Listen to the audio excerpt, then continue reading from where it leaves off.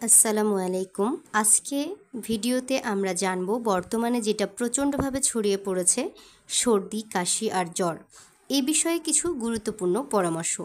প্রথমেই সর্দি, কাশি, জ্বর সাধারণত মৌসুমি পরিবর্তন, ভাইরাস বা খাবার খাওয়ার কারণে হয়ে থাকে। এর লক্ষণগুলো নাক দিয়ে পানি পড়া, হাঁচি, কাশি, গলা ব্যথা, শরীর ব্যথা এবং জ্বর। এই সমস্যাগুলো থাকলে লাইফস্টাইলে কিছু টিপস আপনাদের সাথে শেয়ার করতে চাই। সেগুলো হলো প্রচুর নর্মাল পানি পান করুন, উষ্ণ গরম পানি পান করুন, গরম চা বা লেবু গরম পানি উপকারী এবং প্রচুর পরিমাণে ভিটামিন সি যুক্ত খাবার খান।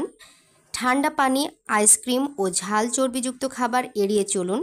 শরীর গরম রাখুন, বিশেষ করে শিশু ও বয়স্কদের জন্য সাবধানতা জরুরি।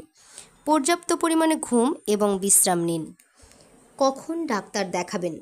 জ্বর 3 দিনের বেশি স্থায়ী হলে, শ্বাসকষ্ট, বুক ব্যথা ও খুব কাশি হলে, ছোট শিশু, গর্ভবতী নারী বা বয়স্ক রোগী গুরুতর উপসর্গে আক্রান্ত হলে দ্রুত ডাক্তারের শরণাপন্ন হন।